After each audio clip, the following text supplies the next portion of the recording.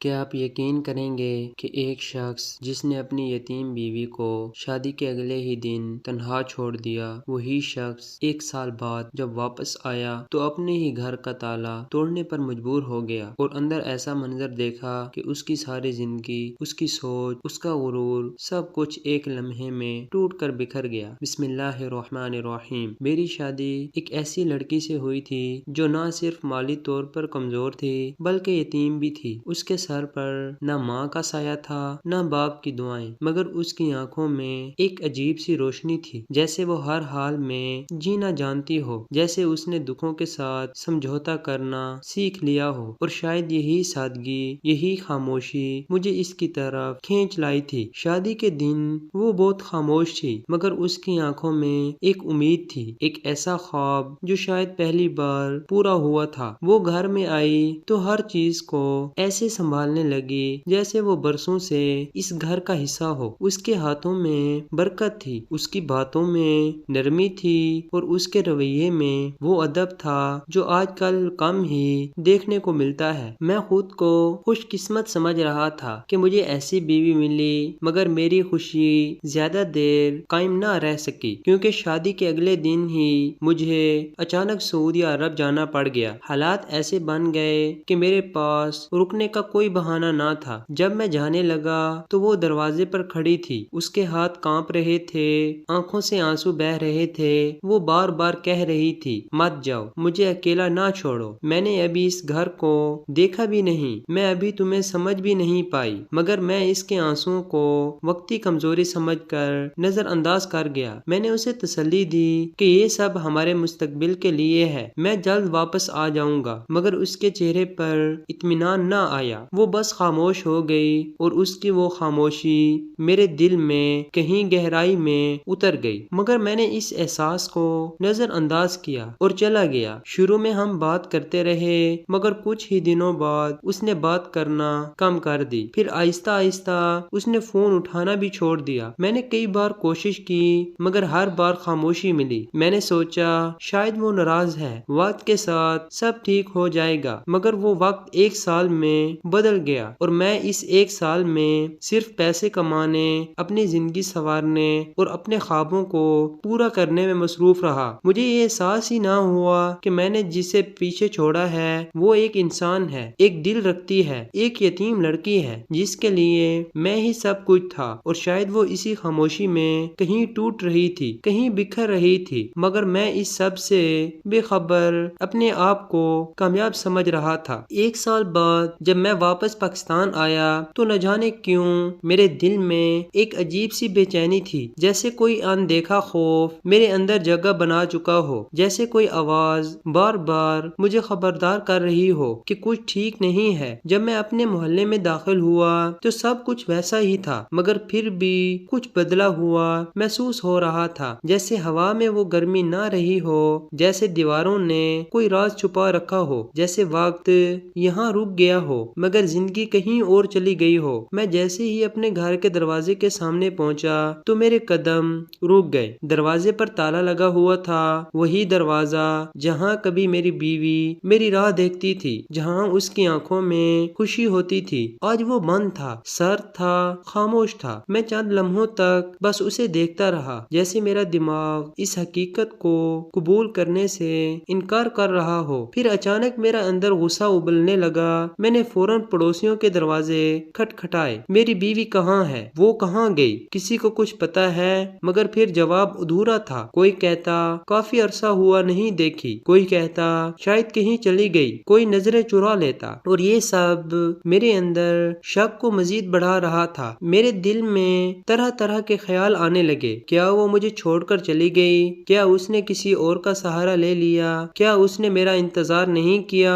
غصہ، دکھ اور بے بسی ایک ساتھ میرے اندر جنگ لڑ رہے تھے۔ میں ابھی انہی سوالوں میں الجھا ہوا تھا کہ اچانک میرے گھر کے اندر سے ایک تیز، دل دہلا دینے والی چیخ سنائی دی۔ وہ چیخ ایسی تھی کہ جیسے کسی اپنی آخری امید بھی کھو دی ہو۔ میرے جسم میں سنسنی دوڑ گئی، میرے ہاتھ کانپنے لگے۔ میں نے ایک لمحہ بھی ضائع نہ کیا، میں نے زور لگا کر دروازے کا تالا توڑ دیا۔ لکڑی کی آواز گونجی، دروازہ کھلا اور میں اندر داخل داخل ہو گیا۔ اندر گھپ اندھیرا تھا، ہوا بوجھل تھی، جیسے اس گھر نے بہت کچھ سہا ہو۔ ہر قدم کے ساتھ میرا دل تیزی سے دھڑک رہا تھا۔ میں آہستہ آہستہ اس کمرے کی طرف بڑھا جہاں سے آواز آئی تھی۔ میرے ذہن میں ہزاروں خدشات تھے، اور جیسے ہی میں دروازے کے قریب پہنچا میرا سانس رک گیا۔ میں نے دروازہ کھولا اور جو منظر میرے سامنے تھا اس نے میری آنکھیں کھلی کی کھلی چھوڑ دیں۔ کمرے کے اندر کا منظر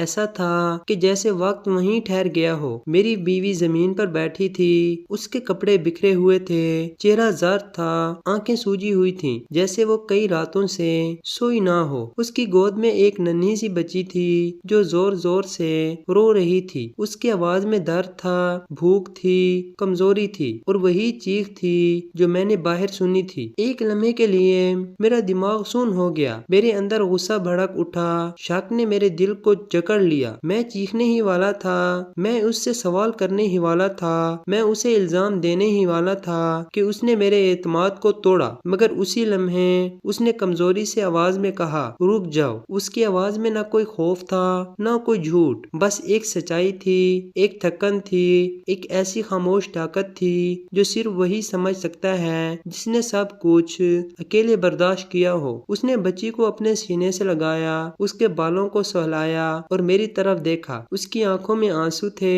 مگر ان آنسوؤں میں کوئی شرمندگی نہ تھی۔ اس نے آہستہ سے کہا، یہ تمہاری بیٹی ہے۔ میرے قدم لڑکھڑا گئے، مجھے لگا جیسے کسی نے میرے وجود کو جھنجھوڑ دیا ہو۔ اس نے روتے ہوئے بتایا کہ میرے جانے کے کچھ ہی دن بعد اسے معلوم ہوا کہ وہ ماں بننے والی ہے، مگر اس کے پاس نہ کوئی سہارا تھا، نہ کوئی مدد۔ اس نے اکیلے ہی ہر تکلیف برداشت کی، لوگوں کے طعنے سنے، راتوں کو جاگ کر اپنے آنسو پوچھے، فاقے کیے، بیمار رہی، مگر اس نے میرے بچے کو جنم دیا، اسے زندہ رکھا، اسے اپنی گود میں سنبھالا۔ آج وہ چیخ اس لیے تھی کیونکہ بچی کئی دنوں سے بیمار تھی اور وہ مدد کے لیے پکار رہی تھی، مگر کوئی نہ آیا، اور میں ایک سال بعد آیا بھی تو شک لے کر، غصہ لے کر، الزام لے کر۔ میری آنکھوں سے آنسو بہنے لگے، میں خود سے شرمندہ تھا۔ میں نے آہستہ سے اپنی بیٹی کو گود میں لیا، اس کا ننھا سا چہرہ دیکھا اور پھر اپنی بیوی کی طرف دیکھا۔ اس دن مجھے سمجھ آیا کہ محبت صرف لفظوں سے نہیں ہوتی، محبت قربانی سے ہوتی ہے، صبر سے ہوتی ہے، اور سب سے بڑھ کر یقین سے ہوتی ہے، اور میں نے وہ یقین توڑ دیا تھا۔ اس کے بعد جو کچھ ہوا وہ میری زندگی کا سب سے بڑا امتحان بھی تھا اور سب سے بڑی تبدیلی بھی۔ میں ہسپتال کے باہر بے بسی سے کھڑا تھا، ہاتھ کانپ رہے تھے اور دل میں صرف ایک ہی خوف تھا کہ کہیں میں بہت دیر نہ کر چکا ہوں۔ میں بار بار اپنی بیوی کی طرف دیکھتا جو انتہائی کمزور کے باوجود اپنی بیٹی کے سرہانے بیٹھی تھی۔ اس کی آنکھوں میں نیند نہیں تھی، صرف فکر تھی، صرف دعا تھی، اور مجھے اپنی ایک ایک غلطی یاد آ رہی تھی کہ کیسے میں نے اسے اکیلا چھوڑ دیا، کیسے میں نے اس کے آنسوؤں کو نظر انداز کیا، اور کیسے میں ایک سال تک خود کو کامیاب سمجھتا رہا جبکہ میری اصل ذمہ داری میرے پیچھے ٹوٹ رہی تھی۔ وقت جیسے رک گیا تھا، ہر گزرتا لمحہ میرے لیے سزا بن چکا تھا۔ پھر جب ڈاکٹر باہر آیا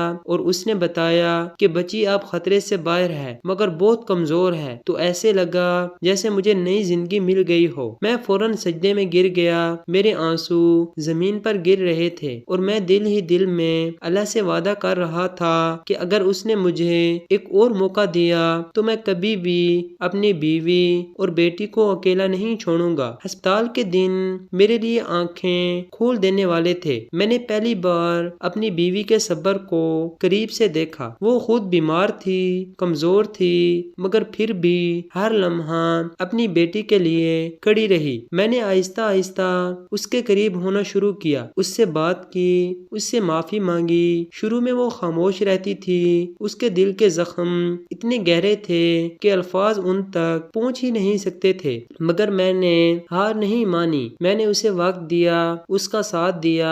گھر واپس آنے کے بعد میں نے اپنی ساری توجہ اپنے گھر پر دی۔ میں نے اپنے رویے کو بدلا، اپنی ترجیحات کو بدلا۔ میں نے سیکھا کہ محبت صرف باتوں سے نہیں بلکہ عمل سے ثابت ہوتی ہے۔ دن گزرتے گئے، آہستہ آہستہ ہمارے درمیان وہ خاموشی ختم ہونے لگی۔ اس کے چہرے پر تھوڑی سی مسکراہٹ واپس آئی، اور جب ایک دن میری بیٹی نے پہلی بار اپنی ننھی سے زبان سے ابو کہا تو وہ لمحہ میرے لیے دنیا کی ہر کامیابی سے بڑا تھا۔ میں نے اسے گود میں اٹھایا اور دل ہی دل میں شکر ادا کیا کہ اللہ نے مجھے ایک موقع دیا اپنی غلطی سدھارنے کا، اور آج میں جب اپنی زندگی کو دیکھتا ہوں تو مجھے سمجھ آتا ہے کہ اصل کامیابی پیسہ کمانا نہیں بلکہ اپنے رشتوں کو سنبھالنا ہے، کیونکہ اگر رشتے ساتھ نہ ہوں تو ہر کامیابی ادھوری رہ جاتی ہے۔ اب میں ہر اس شخص سے یہی سوال کرتا ہوں کہ کیا آپ بھی کہیں اپنی زندگی کی سب سے قیمتی چیز کو نظر انداز تو نہیں کر رہے؟